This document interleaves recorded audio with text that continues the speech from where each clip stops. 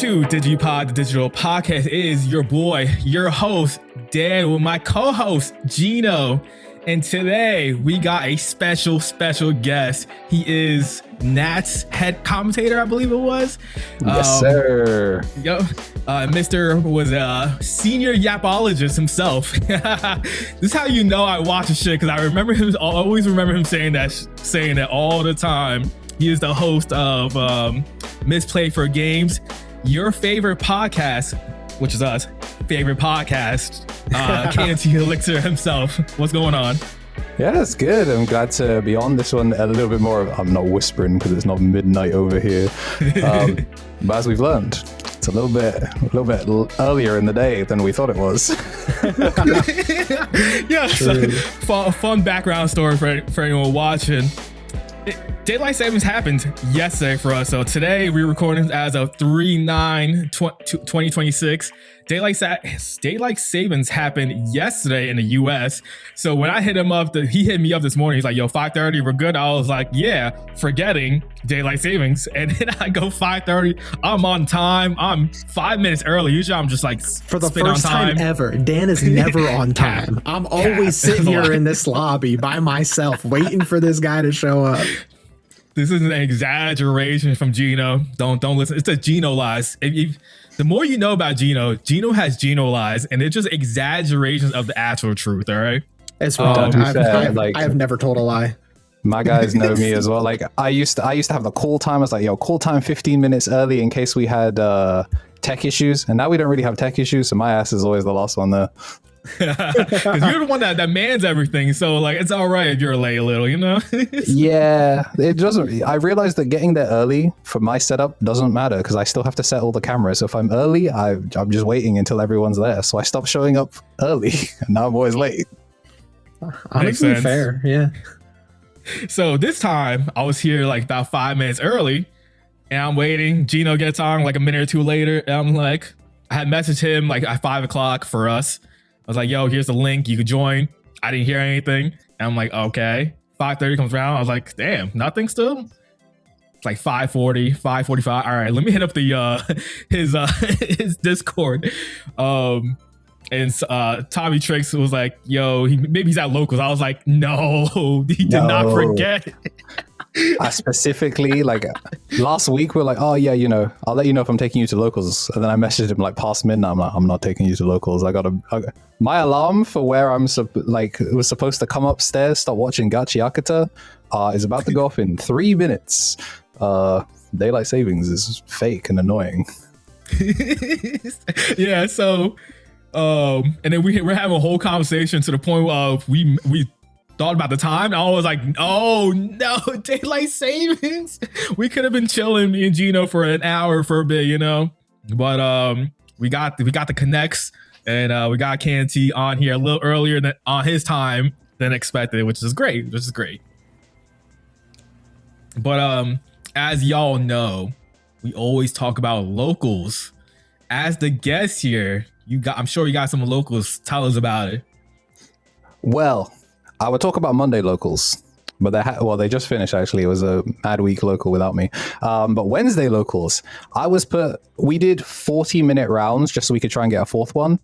And I can tell you, I had round 1 draw, round 2 draw, round 3. Ain't no way. I know it's a Lucemon player, so you know I'm expecting draw 2-0 free. Round 4. Draw. 40 minutes is not enough time. Yeah, especially with Millennium, because like it feels like you scam someone game 1 and then game 2 you lose in overtime. Now I just lost in overtime a little bit faster. It was puppet control, like with the Systemons, like defensive Kaguya, into X-Mac, into Lucemon, into Medusa. So just like utter misery for me. I showed up to just absolutely have no fun. But we left every point with a round with a point. So you went 4 rounds and all of them were ties. My man left undefeated. I don't know what to tell you. Except Lucemon. Undefeated deck profile would go up if I wasn't being harassed by the French Illuminati. The French Illuminati is crazy. Insanity. Gino, what about you? Locals, we got 2 locals. The first locals, Dan couldn't make it, unfortunately, because that's kind of like our more casual player base, but it was their Evo Cup. So I lost our last Evo Cup. You heard that last podcast. Dan ended up taking that Evo Cup. I'm like, Dan's not here to get in my way. I'm gonna play the best deck I got, and that's Vortex Dramon. So this guy. So I played Vortex Dramon and I just cooked everybody because I got into Vortex Dramon and then nobody could answer it. The first round I played Ex Machinamon, so lore accurate victory. Round 2 I played against. What did I play against? I think it was a TS killer himself. Yep, I played a TS deck. I just went super fast. I got into Vortex very easily. And then round 3, I played a Vortex Mirror. This guy came from another shop a ways away, so probably trying to grab some Evo Cup wins or participation prizes. And basically, the matchup is just who gets into Vortex first, and then gets buffed up bigger and faster. So got into Vortex very fast game 1, and then he got into Vortex very fast game 2, and then game 3 he bricked. Game 3 he bricked, and I just took it from there. Last night's locals, though, I played Galacticmon. Our Evo Cup was over, so I'm ready to have fun, ready to play Galacticmon. And Galactimon's fun for me. I don't know if it's fun for anybody else. That's not a fun deck to play against. It's not fun for ever sitting across the table, but it's fun for me. And I won our locals with Galacticmon. Round 1, I played against... Who did I play against round 1? Why can't I remember? Round 2, I played... or the bunnies? No, that was round 2. You I played Medusa. Medusa. You played Medusa. Oh, that's right. I played Medusa. So this guy comes to our locals every so often, and 90% of the time he borrows one of my decks. So I have the 100% knowledge of what his deck is most of the time. So I played Medusa. He got into an interesting situation where I'm in EX11 Galacticmon, so I'm immune to all of his effects. He ends on a Styraka with nothing else on board. And I go, okay, end of turn, Evo into BT21 Galactic, pop Styraka. He goes, can I use Styraka to save it? I'm like, you can, but I'm immune. And so your protection fails. Now you have to armor purge or die. And then I just play Cannon for free. I get a double pop off of him basically from Cannon and start a main, and then do the Ragnarok Cannon shenanigans. I really love the new EX11 Galacticmon. I love how late game you can just drop him for 8 and say, okay, now what? It's pretty great. Still working on the ratios. Right now I'm on 4-4 Galactic, which feels very strange. But it's kind of working. So I don't know. We'll see. I'm messing around with it. Game 2, I played against someone who was playing Alliance Rabbit's Engine Maruki. So I think DigiDane made a video on this where you play Trinity Burst. Yeah. The quintuple alliance. Dude, what's funny is that's not even the best Trinity Burst deck. There's a better version of Trinity Burst right now that's sick. I was trying to make Trinity Burst work with Sakuya, but I'm interested to see what you got. It's Megidra, because you just play a bunch of good cards and then you have a War Growl to ignore color requirements anyway, so you just hit them with it. You get to Biomerge for the final check. It's sick. That sounds awesome. I love it. So anyway, his deck did not function at all. So I just played Galacticmon Solitaire the whole time. Whenever he was playing Dan and Cannon and the Makiko. And whenever he got both of them up, that's a perfect 7 cost for Destromon to eat very easily, because Destromon usually pops 7 by default. So I'm like, okay, cool, kill both. Okay. And he did nothing all game. He just played all of his setup cards and his tamers, and then I ate them, and then I Ragnarok Cannoned. I don't think he even left the breeding area. And then game 3, I played against Dan. I will not talk about our matchup because I'll let Dan talk about it when we get there. But Dan was playing Heavy Metal Dramon. How'd your run go at locals last night, Dan? Yeah, pretty solid for the first time. I played it since like the first set of support. That's one of those pet decks where I like low key max rarity, but then I don't play it. So I'm glad it's good again. Well, let's rephrase. Not again. Good. For the first time. Yeah, for the first My time. fault. I didn't mean to say again. Because it's been dog shit since day one, right? It was okay But- last No, it's set. really nice they added it to the game this set. Exactly. It's alive. You know, Yuki's supposed to be a main character. Let her get some shine, right? But yeah. So it's like one of those decks I've always had like floating around. I like the idea of the deck. The problem is like the first set. Oh my god. The first wave of support. There you go. Yeah, I could not. My brain's not working. All right, cool. Moving forward. It sucked because they didn't have enough effects for the deck to play from the trash. They want you to trash cards from your hand, but it's not enough effects for you to trash to activate and whatnot. So, you know, you got the second wave and that was and then you got the whole Digimon line. And that right there in B224 allowed it to be a somewhat okay deck. Because now you got cards where you got a Guilmon that's like a neg 1 on search, but it's perfect because you can grab whatever you need. You trash the second card, and then you trash another card from your hand. Fantastic searcher. Groundmon's busted because you're allowed to play a Tamer for free as long as you have 4 or less cards in your hand, and that's not you have that all the time in that deck. As Gino says, like, what do I do when I play this deck with my hands? I got no hand to shuffle or anything. They just, I don't know where to put them. And so same concept, right? And then obviously War Growl, 4 lets, you could play from trash for free. And then you got the Digimon, which is I think the most broken part about it, about that whole line, is that you can just evo to 6 for free from your trash and then blow up everything on your opponent's board. And at that time, you can run like the Chaos Galamon if you want to, kill the Megidra, pop more stuff, play the Chaos Gallant, pop more stuff. But now you kind of don't need the Chaos Gallant part. I had tried it with the Chaos Gallant with the new support, but it just felt like unnecessary. So I took that out, obviously. And the new support gave it so much life, right? Having the Ipmon to give free memory and there's a free Evo with the egg at start of main, fantastic. Being able to go into the Loudmon that gives pop whatever, basically, as long as you have a equal to that DP threshold. And then give everything Scapegoat is fantastic because the deck needed some type of protection. Scapegoat is not the best protection, but it's something. And in a format where there's a lot of deletion, it kind of matters, especially when it comes to protecting your ace. And it comes to find out that ace is like super important now. Allows you to do your OTK plays a lot more than previously. And then new heavy metal is broken almost. Like if this deck wasn't the way it was, and you just read heavy metal, you're like, this is the most crack shit ever.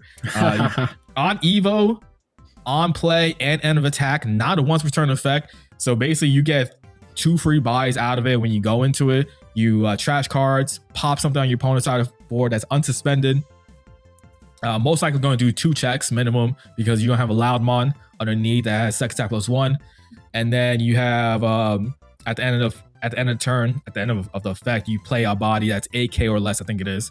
So like you're guaranteed to have a 5. Now you're set up for more plays, and it's kind of crazy when it like snowballs. But the problem is, again, it's still the type of deck where it's like, can you get the snowball to happen, the snowball effect to happen, and then pop off? Yuki is nice. That's like being able to start a main. Yuki is like a custom card, dude.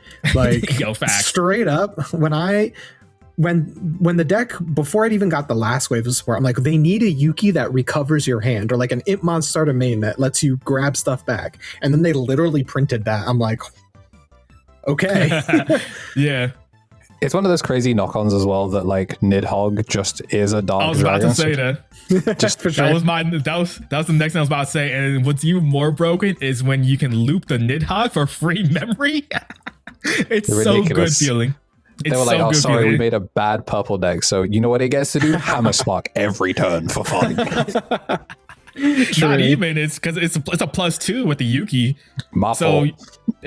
Grab Crush with no downsides for fun. Exactly.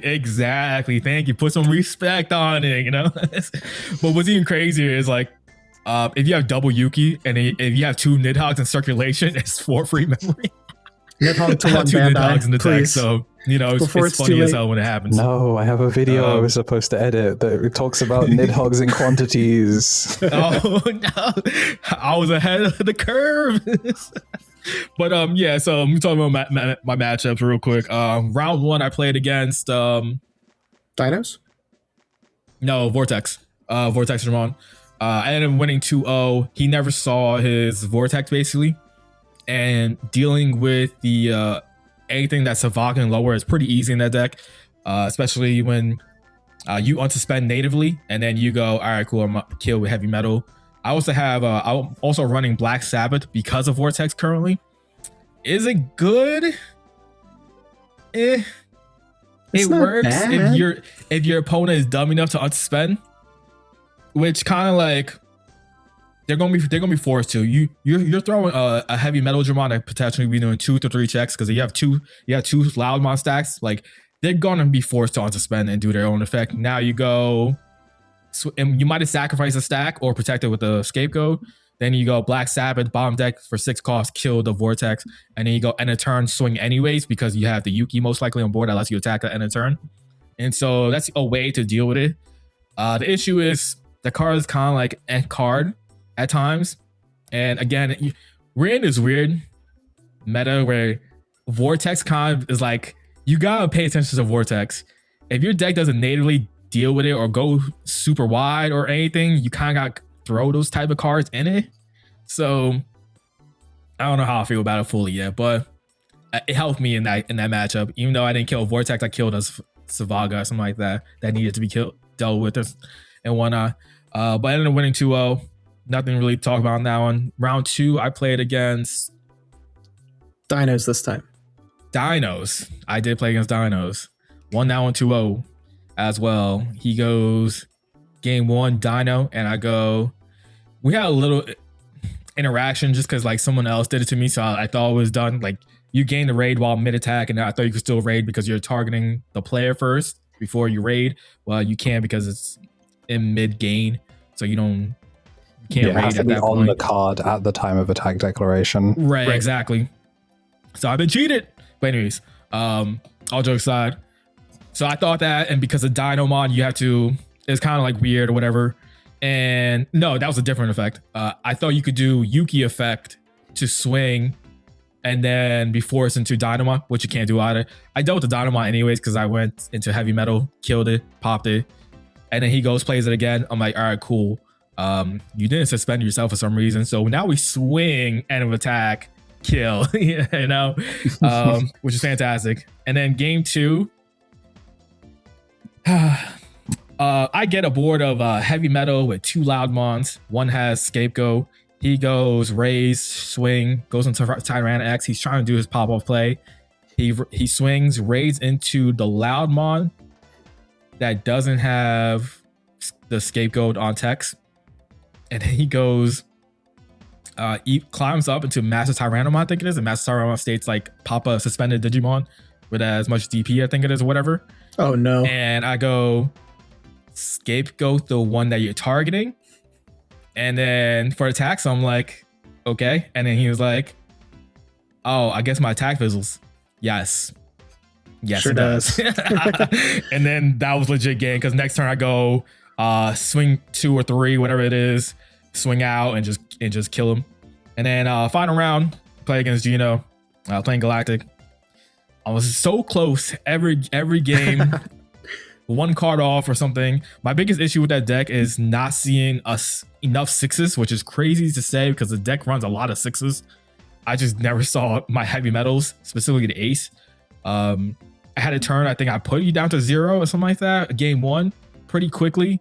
But I couldn't get that final attack. And then he went to the Galactic stack. Destro popped my Tamers or whatever. No, the second game was the Pop Tamers, I think it was. But I didn't have the ace to just, finish the game off. And that's the type of thing when you're versing Galactic, it doesn't matter you put them at 0. They're such a resilient deck and the style of a deck that they're gonna make the comeback pretty easily. And then Ragnarok cannon your ass to death and then blow your back out. You're dead, right? Like it's over. Exactly. It's over. And so that's basically what happened. And then game 2, same concept. I got him down to 0. And I had not that he put it on me to have it basically. Yep. I think I dealt with his for Galactic. A risky play. You dealt with whatever I had on board, and which was a Galactic. Or no, you had a board of stuff, and I had a Galactic on board, and I chose to remove everything but your heavy metal that had retail, and you gave me 2 memory. or I had or you gave me 1 memory and I went to 2 off my Xeno. And I'm like, I'm going to go for a gamble here. So I swing Galactic into his retail stack and I choose not to save it. So I throw everything to trash. We both have empty boards, except I have a Xeno and he has 2 Yukis. So I go, all right, now I'm going to assembly my Snatchmon for 2. Now I'm going to hit the Xeno, and I'm definitely going to hit a Venmon within the top 2 cards. So I'll have 8 costs and I can kill both of these tamers, and he is cooked. And I did not hit a Venmon. So I had to Evo for 1. I killed the Yuki that lets him refresh his hand. And I'm like, hopefully he does not draw the ace. Because I knew he didn't draw the ace the previous turn off of using the Yuki to grab something back. I don't think he had it in trash at all. So I'm like, as long as he doesn't draw it, I just win next turn. So he ended up having to Black Sabbath me. And then I just had another Snatch in hand, built up a whole Galactic, and I ate the other Yuki then, and there's nothing he could do. Yeah, basically. And maybe I could have did something different because I could have put him to 1.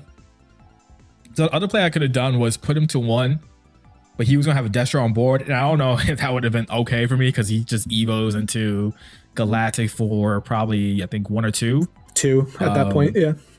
Yeah, so would it matter? No, because he has Xeno. He would have gained the memory, go to 2 anyways, Evo for 2. And then he already Galactic had a Ragnarok cannon. Yep. He already had a cannon on board. So like he just swings out anyway. So like when I was doing the math, I was like, I need him to not have it. And he didn't technically have it. Oh yeah, so that's right. He dropped the Venmon. He ended up I think he drew into the Venmon that grabs the Destro from trash. That was in my hand the whole time. Oh, okay. Goes to Destro, goes to Snatch for 2, whatever, and then Destro's for 1 or whatever, and then goes to the Galactic. I was like, great, yeah. I scoop face now. I remember because I'm like, all right, I'm gonna scramble because I need to get this Destro back, and Dan's like, I don't have a body on board. I'm like, oh yeah, I'll just play Venmon. I was get it back anyway. Galactic's so hard. So like once it gets to like that mid game, it feels like it's so difficult to actually meaningfully take them off board. But for sure, because the new the cool thing about the new Galactic, for anyone that's like, damn, Galactic didn't get level 7, low key it makes the BT21 into a level 7 because you can just you Evo to that one and then you Evo into the 21 Galactic from hand or trash, which is broken that you can do from trash too. So it's like so you just trash it whenever and just be like, all right, cool. As long as I draw the other one, I'm good. You can also assembly, and then you have ways to do it. I think it's fantastic because I also love Galactic as well. I just don't play it as often as I would like to. It's just so many decks in the game to play. So like I even got the EX11 arts chilling and stuff. So like one day, probably soon, I'll play it again. But it's such a cool deck, and that deck got a lot better. Downside with Galactic currently is that TS is low. It's kind of TS slow. is a deck. Yeah, TS is a deck. TS It's very all hard. over it. It's very hard for it to deal with it. But I mean, if they're just playing tamers out and willy-nilly and not doing any like TS shenanigans, you can slow them down, kill the tamers because they're all in 3 costs usually. Besides the obvious Dan Cannon and Homeros. It's honestly in today's Galactic, it's pretty easy to pop 8 costs in total. So especially with Xeno now, you know, 5 and 3 makes 8. So it's not that bad anymore. But Mr. Elixir here was saying, yeah, it's really slow. Like against TS, you need to open cracked because your average hand is not going to do it. Like the deck is just still a little slow. Like you really just got to eat tamers and hope that they can't crack back because you ate their tamers. Because like your first couple turns of Galactic are literally just Venmon. Hopefully I found the Snatchmon that searches me too, so that I can set up and then let my board get destroyed so I can play Snatchmon for 2, Destro, Galactic, and hope you can't answer. It's like a weird matchup as well because like against Pyramidi, the AGO feels like it's doing double duty because you're obviously shortening the clock, but like Galactic was never checking that security anyway. So every security that they burn or add to hand feels like free value because it was something that was otherwise banished face down at the start of the turn or start of the game. Right. And like Neptune and Venus just completely dump all over EX11 because EX11 says pick your highest and delete the rest, and Neptune only has to suspend one time to save the whole board. Evil card. Neptune was nice. But yeah, so I'm excited for heavy metal because I think it's actually a good deck now. There's definitely things I need to tweak with it because I'm still learning the current version of the deck. I gotta add another ace. Emblems. 4 emblems. Oh no, there's 4 emblems in it. Trust me, 4 emblems. That's not the issue. You know what's crazy? This sounds funny, but like the consistency wasn't the issue. It was just getting the end game going fast, and that's the issue for me. Hard to finish a plate. Yeah, and like I feel like if you're always adding gas back, you're never actually getting resources. Like you'll build heavy metal turn 2, and then after that, it's just like, well, I'm dead drawing for the rest of the game because I'm gonna go down to 0 at the end of every turn. And if I add back Nidhogg 5 times, I'm not actually adding cards that do anything. Yeah, yep. Right. That's a downside of it too, which is funny. I had many games where I won with just hatching 1 egg. Like I could have had the 1 egg and that was it. Because like by the time like it's crazy. Like you can go turn 2 heavy metal no problem in the deck now currently with the Pokemon and the Yuki and stuff. And then you have a board of like heavy metal and 2 Loudmons or something like that. And then once you're ready to get your trash started filling, you don't even need your second rookie stack because at times you just go keep playing out bodies and then they just happen. And then you have the ace. If you hard drop an ace, that ace can lead to easily having the ace plus plus another heavy metal and like a third body easy. So like it's just weird how the deck works, but it's pretty cool at the same time. Downside again, it's pretty fragile. Like I played against it with Millie. I'm like, de-digivolve your ace. We're gonna de-digivolve the heavy metal. You got that Loudmon that has scapegoat. That's cool. I don't care. You know, scapegoat all my pops.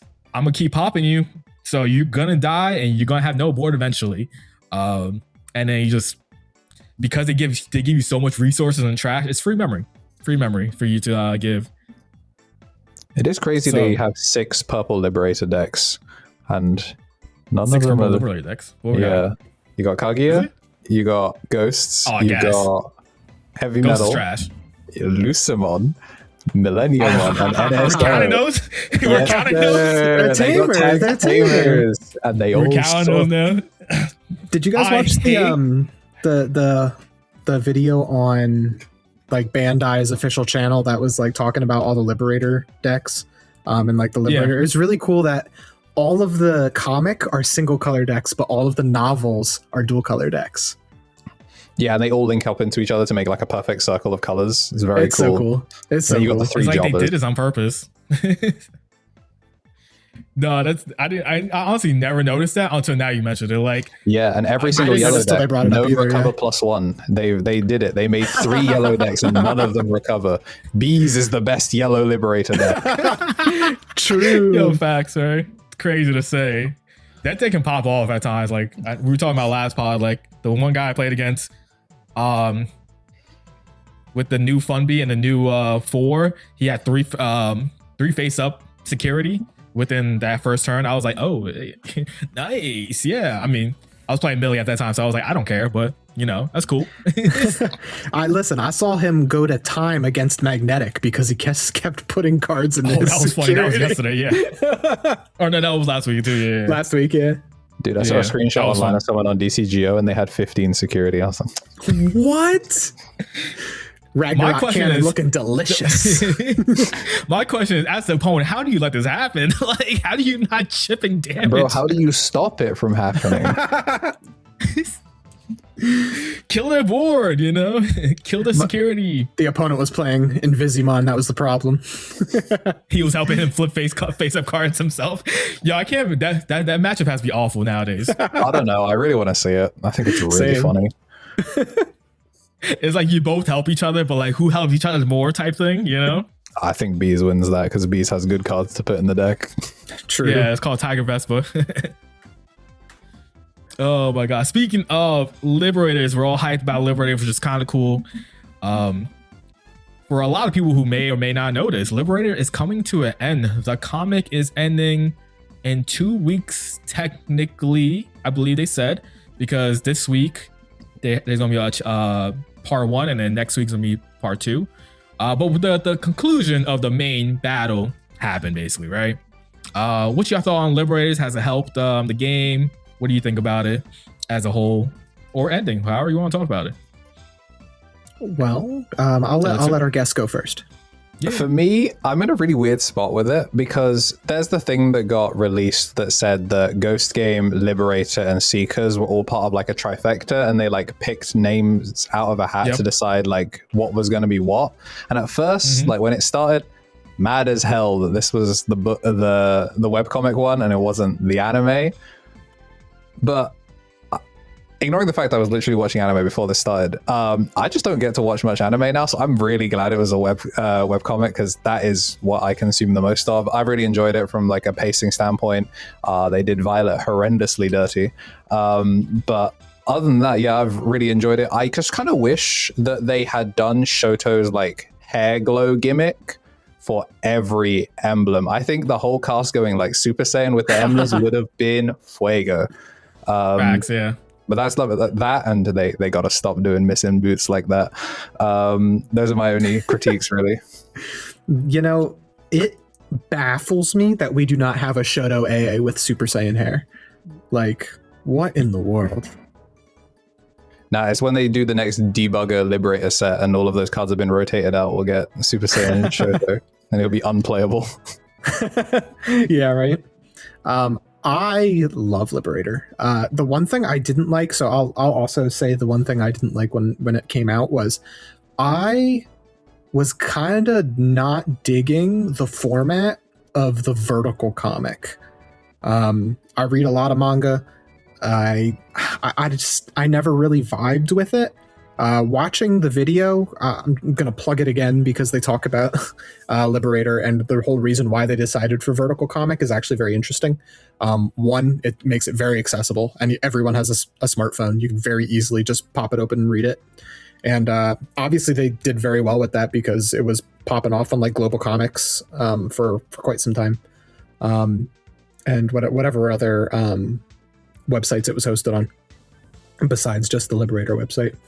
And also they wanted to do that because they literally just wanted to make cards like specific frames of the comic. And so if it's already drawn that way, it's very easy to do that, right? So kind of clever, kind of smart. But for me, it never really hit for me because a lot of the time I was reading it on my computer anyway. So I would just zoom out the screen like to 50% so that I could actually read more than just like one little piece of it at a time. That's the only thing I didn't like about Liberator. However, it made being a Digimon card game fan incredible. Like, I think if I was just a Digimon fan and did not care about the TCG at all, I feel like I would be a little miffed by Liberator. Like, it's cool, but when you are also playing the game, it's like that much better because it's like, I'm going to get these cards in a couple weeks. I'm going to get to play with Shoto and Vortex Dramon. I'm going to get to, you know what I mean? Like, I think Liberator was handled pretty well. I don't think it does anything too special or unique with the story, but it's not bad either. You know what I mean? Like, I don't think it did anything outside of like normal shonen Digimon stuff. It's just really cool to have a card game media. I think they did a really good job of addressing the wider TCG like environment. Like Yu-Gi-Oh! Will touch on it here and there in the anime or whatever, but I think they did really solid meta commentary about like, you know, people's resilience to putting good staples in their deck, burning out because they've been taking the game too seriously, being ass and requiring just straight up just dog shit pulls in order to scam a victory. It's me. Yeah, no, I was so excited because like I come from Vanguard as well, where the main character is just a jobber. I have never seen. Damn, he's that bad, dude. Like I have never seen a guy not clutch up for his team more times in a row than season 2 of the anime for Vanguard. It's like a 3v3 circuit, and you know they'll have one guy win, they'll have the female character take an L because shonen, and then I'm like, all right, my goat. He has superpowers. He's going to lock in. The other guys' eyes start glowing. They unlock superpowers. My guy gets jobbed for 4 fights in a row. They go to Korea. They go to Japan. They go to China. And I'm just watching it. belt to ass every time. I was like, oh my god. So when they told me that Shoto was a jobber, I was so excited. So excited. No, yeah, he was ass in the beginning. He man did not know how to play card games correctly, or at least Digimon, until Terramon gave him that confidence he needed. And obviously he grinded. Like, we don't see the grind, but you know by context he grinded and got better at the game as well, which is pretty cool. The grind was getting 4 copies of Medieval Gallantmon in my deck. Hey, you know, the winds are blowing just right. You know, you know, we can't be. Sometimes that's what some people need. They just need to buy the most expensive card, and they think they can win. You know? Unironically, I think that's my favorite moment in all of Liberator, even though it is the cheesiest thing. When Owen breaks out the Medieval Gallantmon, it is equal parts hype. And, like, of course he's using the best card in the game in his deck at this point. It's funny because it's searchable as well, because he plays the red deck. It's like, no, you mean maybe? No, it would have been funny if he would have gave it to like someone like Arisa, and then they just hard play it for 7 out of nowhere, because you know they got a whole bunch of tokens and stuff they can suspend. And then the Kaguya just some wild shit. well. Or like, Exactly. we were all hyped up to see Violet's level 7, and she goes, "This is my trump card, Shine Greymon Ruin Mode." But that was such a TCG thing. That I think that right there was a point what KNT just mentioned earlier. Like, that was such a TCG moment, because in real life that's a trump card for a lot of decks, especially like, you know, when it came out to like mid-ray, and it kind of fall off for decks now. But man, that was such a crazy moment. Yeah, like her backstory was like, yeah, I opened one pack and I pulled the alt secret. Like, yeah, that would get me too, actually. Yeah, fair enough. Completely relatable character right there. Yeah, like looking back at her retrospectively is so interesting, because when she's introduced, you see all of these ban list level cards like APOC, Anubis, Melga. Yeah. You're just like she's here to win. W. And then it just turns out she just really likes purple, and most of the ban list is purple. It's like, yeah, you know what? I would burn out in the game too if all of my decks got hit, and then the deck that I'm supposed to play is ass. That's the funniest part. She played all these meta decks, at least off camera, prior to Liberator happening, and then she gets probably the worst Liberator deck. That's the most ironic part about it. With the coolest design, okay? Necromon and so Dillahamon, so peak. Phantomon's my boy, man. That's the only reason that I was on board. I was like, that I don't really care. She's doing 3 musks. Yeah, she has a Ghostmon. That's cool. As soon as I saw the Phantom, I'm like, man, damn. Yeah, no, the cards are cool. The deck is so ass. Like, I wanted to build Ghosts, but I just couldn't put myself into that torment. Like, that's why I was excited when it was Ruin Mode. Not just because it was like a cool TCG moment, because I was like, oh, thank God, she's not going to get her emblem during a friendly. She's going to be not relevant. And then, then the match didn't end. I went, oh, chat, are we cooked? I fell to my knees. I was devastated when Dula came out. I was like, yeah, it's cool, but not like this. She's not doing anything for the rest of the show. Facts. Even like the new support EX11 still doesn't help the deck, you know, because it still has those same weird problems the deck just naturally have. Better, but I mean, like, why did they print that Ghostmon? That's what I want to know. What is that Ghostmon doing? It's because she was one of the few decks that had, like, her rookies were fine. They figured out her rookies very quickly. For sure. It took them far too many tries to give us a good Necromon. There was I only love that 2 new of them, Necromon, right? though. That's my Yeah. There's a 3 Necro. No, there's 3. There's 3 now. Oh, there's 3? So Okay. there's the original one, which costs 40 Evo. I remember that one. Yep. Too much. Then there was like some sludge on a card that they printed and thought people would play. And then they gave us the real second Necromon. They're like, here's Defense Necro that you always wanted. Oh, it doesn't have a when digivolving, so it has no removal. I'm like, okay. And it's like, execute. And the whole point is to stop an attack. It's like, can you stop your own attack to like ankle break them? No. So I still run into aces? Yes. And I have no removal to out the thing before I swing the ace? Yes. And I'm like, awesome. It costs 3 though. It is a 3 cost. Yeah, that was a bonus. That was a bonus. Oh, man. Oh, that's funny. That's a problem with some of the Liberator decks, is that like some of the support was just kind of so bad that like it couldn't help salvage the deck. And then you look at the embarrassment of riches that puppets have, just utterly spitting in 5 the million everything. Like, they got two different types of puppet low sixes, and then Sendro, there's like 5 of them. There's 2 Kaguyas, and every Kaguya is good, and like it's just such a strong deck. The girl who doesn't even play the game is the best tamer for that set. It's so frustrating. It's so frustrating. Like Shoto, yeah, obviously he's a main character. He's allowed to have broken cards, but like Orisa having good cards, like the new Sundry is excellent, but the Kaguya stuff is so stupid. It's actually funny that like the Kaguya, the Kokeshimon that plays Mirai would be better if it was the old style when Digivolving, where it just played one if you didn't have one, because then Orisas wouldn't be terrorizing your board the whole time. You'd just be able to just keep free playing Mirays. In the puppet control match that I played, he was on 5 tamers, and I genuinely thought he was still going to be able to resolve narrative Rond, because he was just going to spin 3 Mirays, but luckily he had the yellow purple one, so he was stuck with 2 tamers. But I just like I looked at his board and I was like, well, these emblems, will they proc next turn?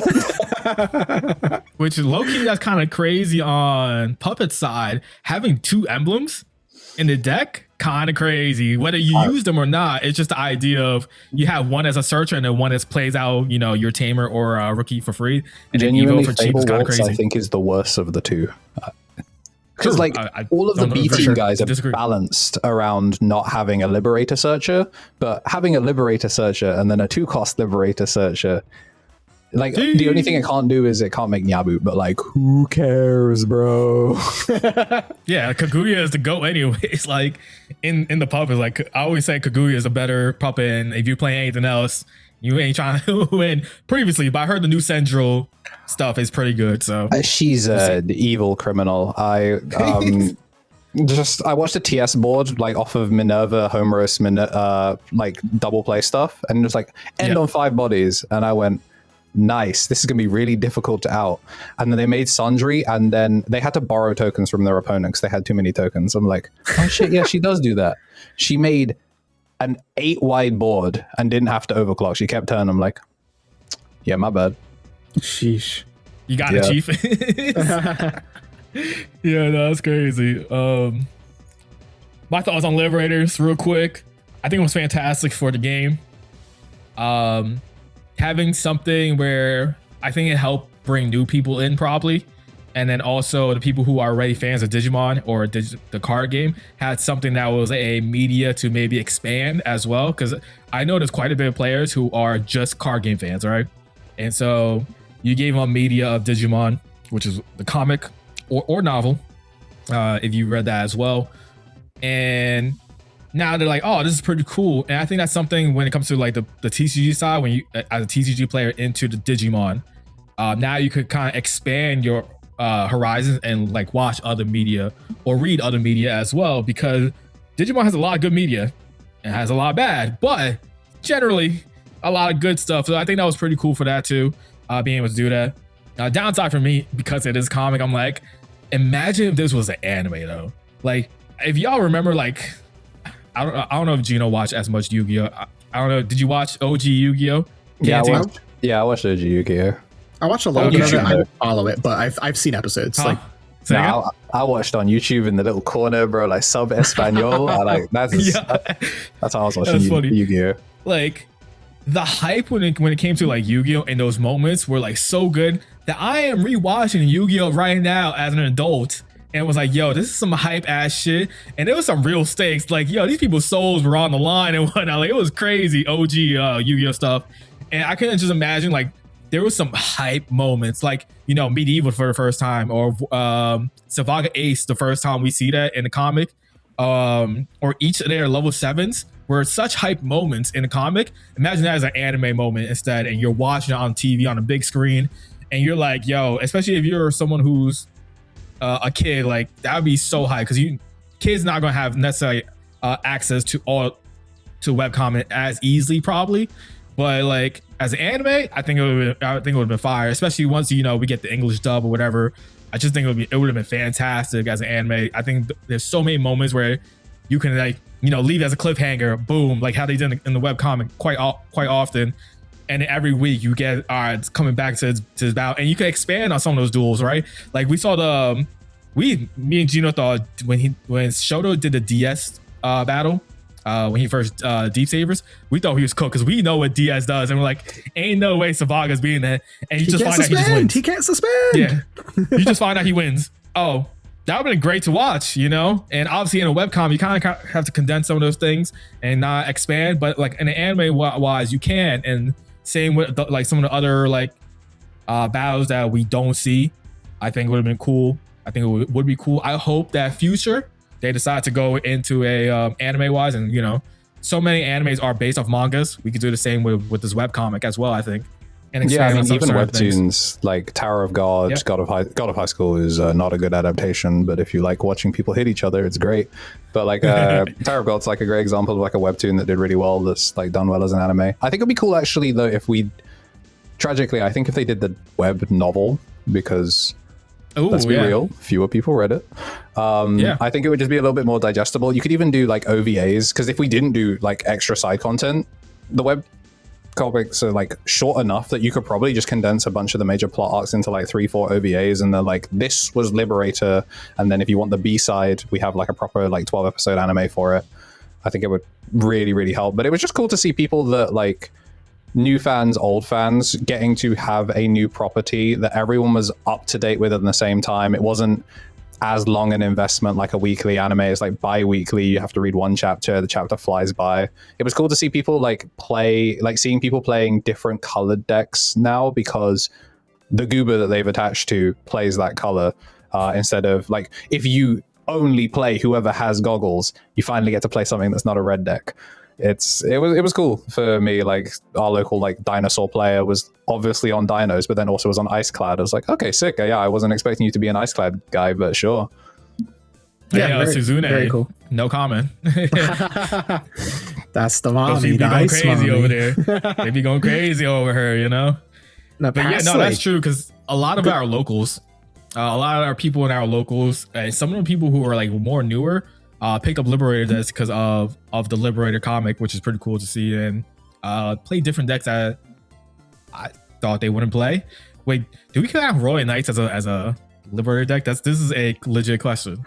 So you could make a legal Royal Knights deck for, you know, the 3v3 Liberator format that they're pushing for Ultimate Cup. Yeah. You can make a Liberator capable Royal Knights deck, so I guess it counts. It's not remotely close to as good as a proper Royal Knights deck, but like there's enough cool boys that you can make it work now. But someone was a true. Yeah, now the new cool boy is cracked for that deck.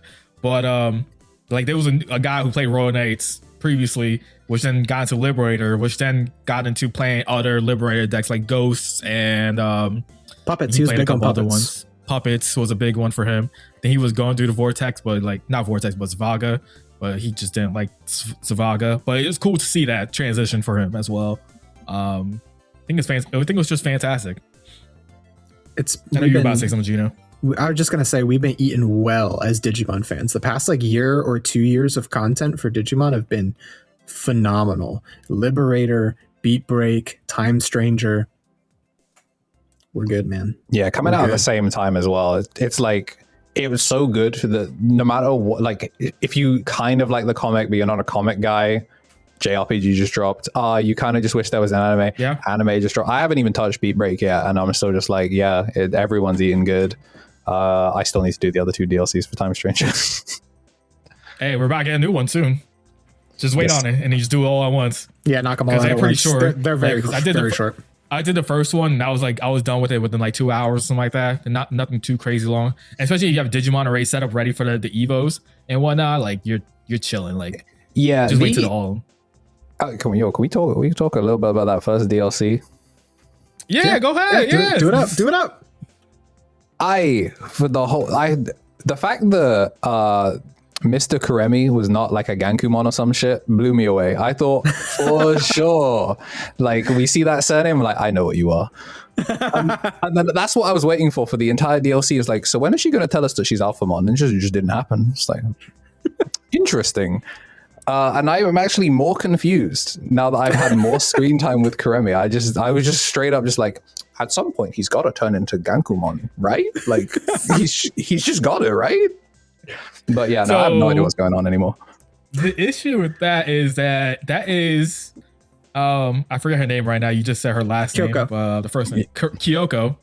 That's not the Kyoko we know, or we knew from Cyber Sleuth. That is a different timeline of the same time, if that makes any sense, because it's just Wibbly weird. wobbly, timey-wimey stuff. Yeah. It's just interesting. So it just makes me think that like Alphamon like got to the digital world in that timeline and went just eeny meeny miny. I am that person now. I'm gonna body snatch them. It's like, okay. Right. So Soul supposedly, digitization. from what I heard or understand, I don't know if it's necessarily true. This is a prelude to Cyber Sleuth. I Yeah. don't think it's an actual one-for-one prelude because of the things that happen. Like you were talking about Kyoko, right? I think it's just a different universe, different timeline of events that happen, because he broke the dimensions, basically, Jupitermon, and made a whole bunch of timelines. So like I just don't think that's our timeline when it comes to CS, and it's a normal timeline where things don't happen like that.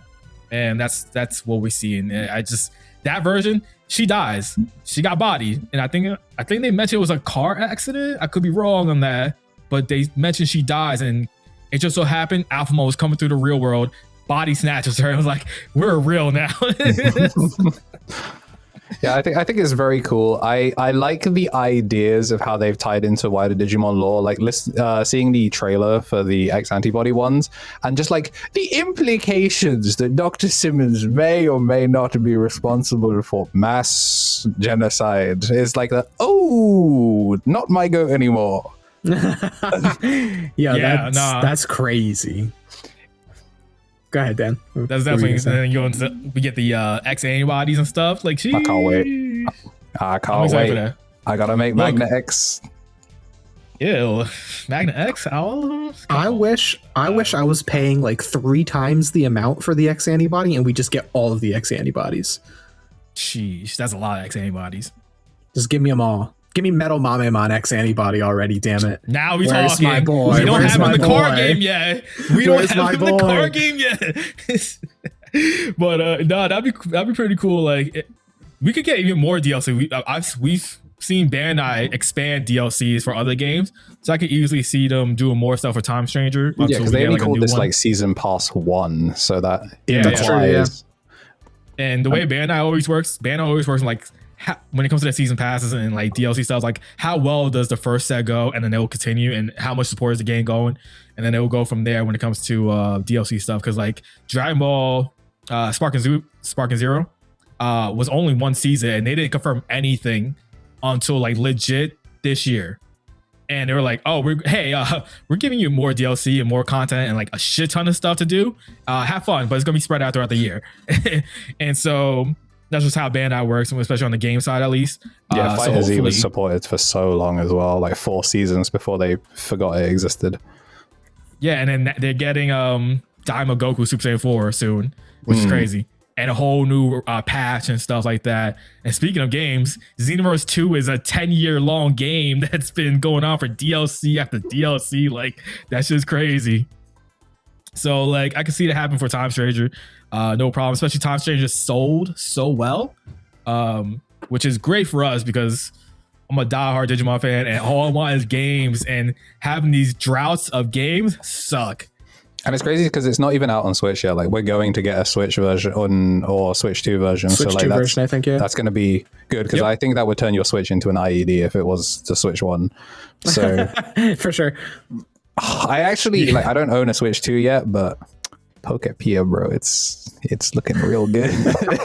Yeah, I hear about people losing like days to that. Like, it looks good. Man. Like Animal Crossing, Minecraft, Pokemon, and you can speak to them. Like, you know what? I didn't know I needed that, but I haven't had a Viva Pinata in like 15 years, and this will do. Viva Pinata mentioned? Yes, sir. That's my goat. Oh man, It's to me. It's whatever. I don't care about it. That game, at least. I'm so dead on Pokemon games. It's not even funny. So I am also the same. I used to use Cyber Sleuth as like a batting stick whenever we got like an like terribly optimized Pokemon game. I'd be like, Cyber Sleuth is like 10 years old and it runs fine and has voice acting and everything. But I looked at Waves and I looked at my housemates. I'm like, So No, my thing was always, hey, how many Pokemon you got? Yeah, every Digimon has a unique attack animation, sometimes two, and a unique victory animation. Show me Twinkle Tackle again. Let me see Twinkle Tackle. should be double. Move They all like the motherfucker same. Oh man! I will say, and they all talk, and they all can like digivolve, go to different routes. You know, I'm just saying, it's just better. They gotta take digivolving away from us, bro. Like the DNA worked a very specific way. They fucked it up. They should actually just patch it out of the game. I'll be real. And wait, are you talking about like TS or the actual card game? No, I mean in Time Stranger, they could take that shit out of the card game as well. I don't care. Are you talking about because like the DNA thing with the Stigmon loop? Yeah, like don't get me wrong, I love making XVmons for fun, but like there's a reason they didn't let us do that in any other game. True.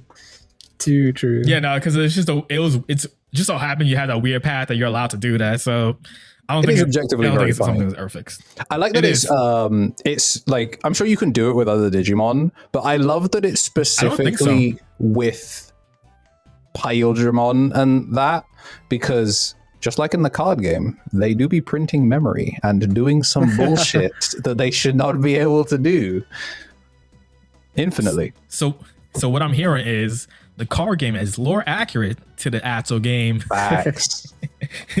Which is good and bad when it comes to the Digimon card game.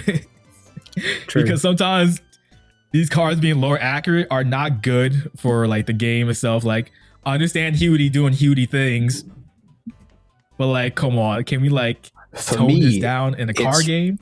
Neptunemon not having the Titan tag pisses me off a lot. It's the only time where I look at the gameplay implications, I'm like, yeah, but I deserve it. And then I go, no, actually, this definitely had the Titan tag and someone took it away from him. Because if you could play him off the egg, bro, oh my god, that'd be crazy. We would never tier 0, like actually unplayable. Like play for 5. Yeah, I'll skip my entire board protection. Any response?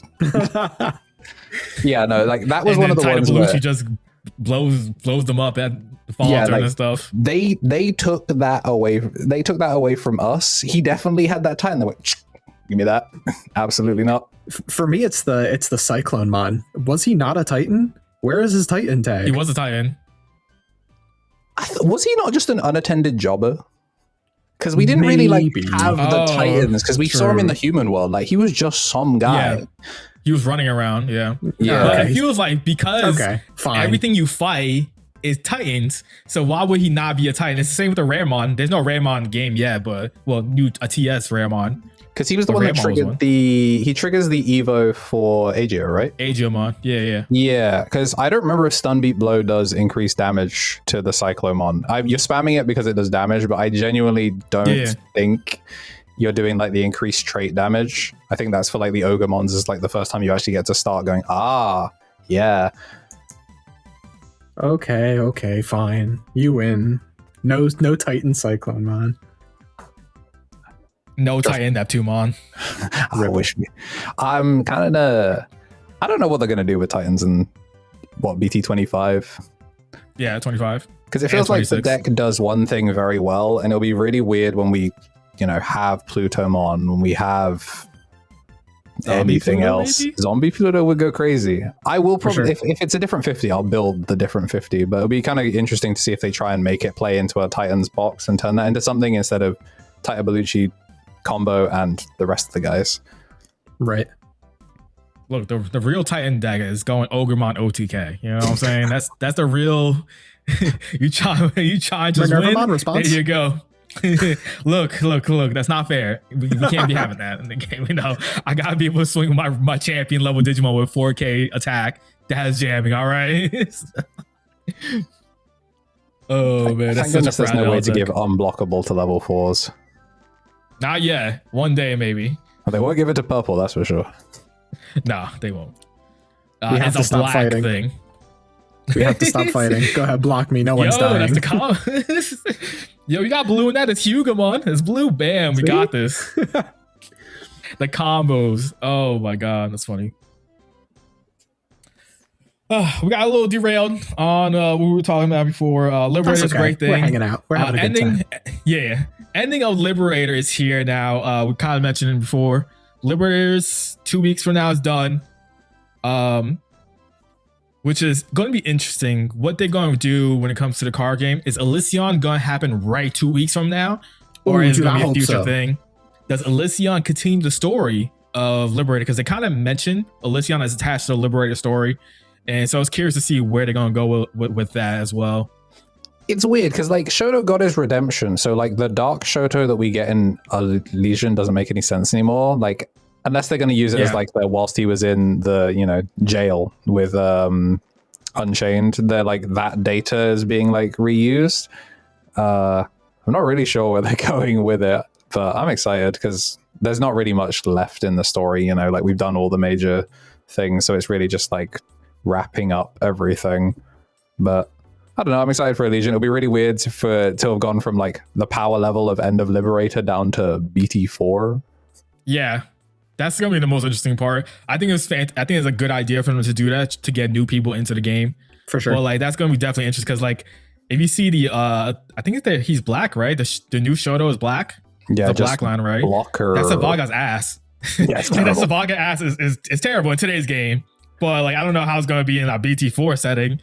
It was like from what people that got into like the alpha, it was like meta contender. It was like that or like Rookie Rush were kind of like the two best decks. So like Black Blocker Shoto reboot nonsense was like good enough. Which is crazy to say that you just said all that is good enough. In today's game for us TCG players are like, that is so dog shit. Dude, I can't wait because it's going to be like, you look back at old formats and you're like, oh, wow, these were ass. But then also like players weren't even that good back then. Like, no disrespect, obviously, to people that won events and stuff, but like we all sucked. None of us knew how to deck build. So it'll be really interesting to go back to an old format with modern deck building lens and be like 4 Grav Crush, 4 Blinding Ray, red, yellow. Just like I just want to see the filth that people could have been doing if we weren't all just going Rookie Rush, Mega Zoo, Red Omni, Blue Omni. What if there's just some heinous shit that we could have been doing the whole time? Very cool that's idea. true. Yeah. It's the same concept as people that play, Yu-Gi-Oh! Like Go format back then, we were just doing random stuff. And you look at like people who build that still play Go format, it's current game knowledge of how to deck build, and deck building back then was different. Like, quick example, you can always search Jinzo, but back in the day, you were running 3 Jinzo because we thought we needed to run it. Nowadays, if you look at a Go format deck, it's a 1-of, and you got the 3 Sangans and the 3 Witches Black Forest, and that's your search, and you're guaranteed to have it. That's why I like Genesis. I think Genesis is a really cool like look at banless. Yeah, agreed. Obviously, banless talk is kind of the talk of the town right now, as we're kind of all waiting for Nats and stuff, or Worlds. But other games do banless so much cooler than what we have. Fab, I think, has the coolest one. Especially Flesh and Blood, they have a system where basically if you win tournaments, it counts points towards a deck, and if the deck goes under the threshold, it's banned.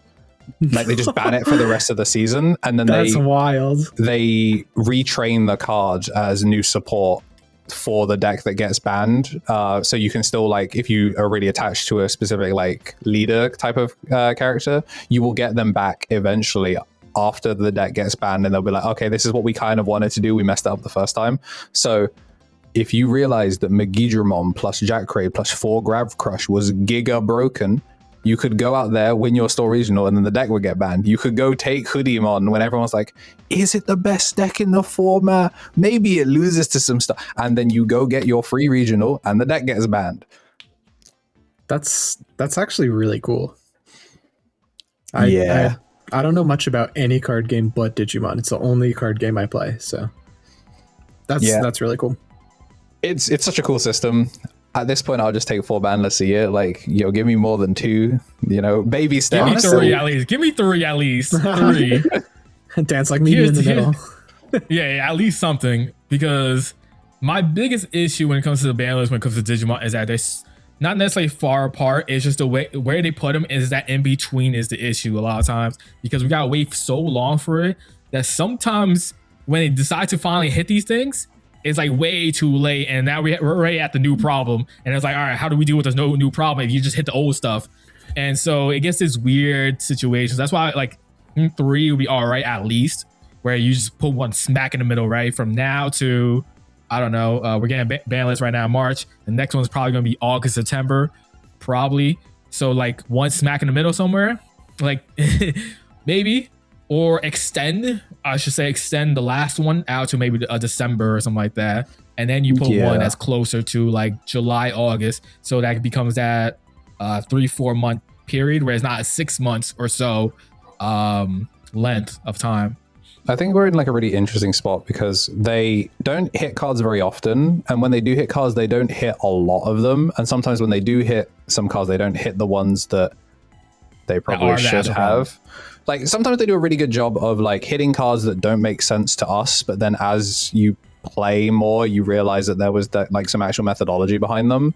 Some of that methodology is best of one sack fiesta in the Asian game, but it's still, it makes people really nervous because, you know, we're not going to get another ban list for ages, and if they fuck this one up, we're in for 6 months of just misery.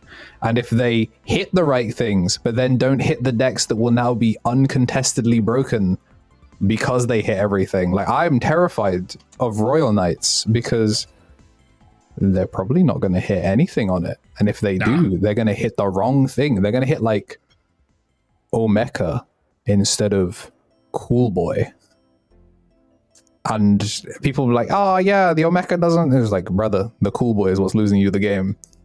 That's what I was saying last week, Dan. Hit the Cool Boy. Yeah, no, not wrong. I was just throwing something out there, just for the Royal Knights enjoyers and lovers, enjoyers and haters. They're gonna be like, oh, get rid of Omniax, get rid of Omekamon. I'm like, what if we get rid of their free draw engine that plays the win condition on your opponent's turn? Thoughts? Yep. Agreed on that part. This guy gets it. I'm a Royal Knights hater. Oh, so we all are on this podcast. Great company here. Yeah. That's why we kicked Varney off, because he is a Royal Knights lover, and we couldn't keep that negative energy on pod anymore, I keep trying to do funny things with Royal Knights, but all the bad Royal Knights are the most fun ones. Leopardmon Ace is the card of all time. Truly. Card's so ass. Like, it's not even good in Royal Knights, and it's not even good in its own deck that should have been a Leopardmon deck, and CS don't even care about it. Nah, it's Loki is cracked in Leopardmon. You could make 5 Leopardmons in one turn. I know exactly what you're talking about. The way you're doing that is not happening consistently. I'm going to put overflow 20 on the board. What are you going to do about it? Hey, you only gain 10, It's the idea of it, right? Well, listen, I played against a hoodie player like real early, and they hit me with the must attack Shakomon. They aced into Leopardmon and then dropped a rookie off of it and blocked, and the rookie died, and then it was their turn again. Mind blown. You're gonna see more of that if they don't hit the right cards, and if they make you like, if they're trying to take away loop, which I don't know. When they kill Shakomon, when they just murder him dead in the street, and they actually have to go 5 into something else, I low-key think Leopardmon, like Justimon maybe, but like Leopardmon is the thing that you should probably watch out for. True, your turn is going to be easy to deal with that board, whatever that board state is in today's game. Like, you're going to kill it before they even do the Leopard Ace, unless Shaku force attack and it's something that can't deal with that. But I will rephrase, Shaku probably be dead, so you're not going to consistently see it. So like, what 5 are they going to put on board that's going to force you to do that? Like, CS does actually have a taunt. Yeah, like Wegaroo is a thing. I think it digivolves if you block as well, right? As an inheritable, As an inherit, Yeah, it's kind of gross. Because I played what was it? D Reaper Blockers deck. Garbage deck. CS Reaper Blockers. Great deck. It was fantastic. It was fun. But it ran that package of like Wegaroo and like Leopard Aces and Jesmon. So it was fun. It's like a weird like hodgepodge of CS stuff that kind of works. Oh my god, Kinda. that's so funny. Yeah, I mean, it got me to the finals with you, so you know it works. And what happened in that final slot in the stand? Do you business. remember? Look, you played. I remember exactly. You played the harder control deck. That I couldn't do anything with Dark Masters because Dark Masters is actually a better deck, obviously. Oh my god, that's so funny. Bro, there's a UK player that merged Dark Masters with Royal Knights, and it's like yeah, sure, Look. whatever, bro. We have a player in our Yep. not our locals in our area in New York who has done this, and I tell him every time, your ass, because you ain't gonna win consistently with that. But you know, have fun with it. It's interesting because he. To be fair, I don't know the strength of his locals, but like he won a store champ in London, like the capital city, on Hina links, which also at the time were like. To be fair, we do make fun of that store now because of it, but like he's actually a very good player. He just thinks about the game differently. It's not for me, but it also his deck lists are an incredible engagement trap. It's like he filters all the zoomers in the first 3 minutes because he won't have actually started the deck profile for 7 minutes. Where his Hina Link's winning profile, he was talking about the Eurovision results for dead ass like 10 minutes. I was like, this is incredible. I'm hooked. He's not done anything, and I just like everyone that's like comes in 0.00 like, where's the list for the video, and he's just like, hold on, let me tell you a story. He sound a true storyteller. No, I seen Hino links pop off at Virginia Regional. Someone was like X2 or something like that with it. Like it pops up in US a little bit in tops occasionally. Because it's such a strong control deck, but the problem is like, can you get there? And that's always been the issue with that deck. And some people just have God on their side and it works. Yeah, I think it being a weird floodgate helps a lot as well. Yeah, Definitely. because one of them that says you can't Evo at a certain point. One of them says you can't like raise or whatever. So it's like tough. Yeah, for a while I was on version 2, DM version 2 with links as top end, and it's just very miserable for at that point in the game when the decks were a little bit slower. So it's right before Hoodie.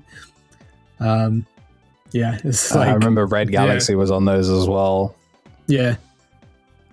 It's Seen that awful. too. I hate Galaxy. I wish they would murder Galaxy Tamer, but they will never because it fell off the earth. Like the way Jambo puts it, it's the most potential man deck ever. We'll ignore the fact it did win Worlds like literally last year. Like we'll just completely disregard the outlier result because it fits my narrative. Potential man deck ever.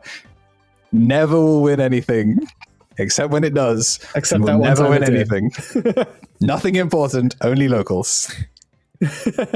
Which is so crazy because there's a few times I ran into it like during tournaments and like they're like God rolling. I'm just looking at like, all right, I got 5 minutes to spare. Might as well like, you know, maybe do some math calculations in my head because I'm not gonna play the game for a whole minute. You know, I'll be watching other people's games. Yo, Yep. I swear to God, Yo, what's going on over just there? like you know, what's going on Facebook, what's going on YouTube. Let's see what's going on because he's still digivolving, going up, gaining memory, digivolving, going up again, and so on. Oh, you decided to do something with my board? Great, let me bomb deck this. Are you done? You Hexablow? Great. Hexablow with 10 sources, fantastic. I can't deal with this. No, they hit let's you go with to the next game. They hit you with the raise rookie, Tapco, and Sayo, put another rookie, so now they're gonna double cycle twice. It's just like, oh man. Dude, I miss Rowdy Rocker. I miss Rowdy Rocker. the I had Rowdy a Rocker. list that you would play the Luna and then you would Rowdy Rocker under the Corona and you would just go gain 4 every turn if they couldn't out the rookie. You just leave it alone and just be like, yeah, I'll gain 4. Oh, that's That sounds miserable. awful. Yeah, it was sick. Sounds Like terrible. it won me so many games. Just like that. Can you out this rookie or will you out the thing that matters? And if you don't out the rookies, thanks, bro. Perpetual motion machine. I strapped a buttered toast to the back of my cat. Infinite power. That's fantastic. That's great. I love that. Infinite power. That's great. Oh my God. Speaking of worlds, we're coming up on worlds now. And this is supposed to be the main topic, but we're getting there, you know? Sometimes My fault. things get derailed, so it's all right, you know? But no, you're good. That's the whole point of a podcast sometimes, right? We are going to predict worlds, what we think is going to win, what we think is going to be being played. We're going to show you a list eventually. I'll be sharing my screen in a bit. Who's actually going to worlds. There's going to be some names. I'm forecasting, letting you know now. There's going to be some names I'm going to butcher or don't know how to say. Same with these guys, I'm sure. So bear with us. And whoever sees it, if y'all on this world and you see this, I am sorry. I'm going to give you that apology beforehand. Just let you know. But what we think about worlds, fellas, we think is going to be a certain deck is going to be, you know, Vortex Digimon deck format, or we think it's going to be a wide spread of decks. Who wants to go? I will give it to our guest. So, out of curiosity, do you guys know the format? Yeah. For people that don't know at home, it's best of one Swiss pools, and everyone's grouped into different pools. But if you make it into top 8, so you have to basically win 2 best of ones to make it out of pools. If you make it out of pools, you're then in best of 3 territory. Yep. 30 minutes per game.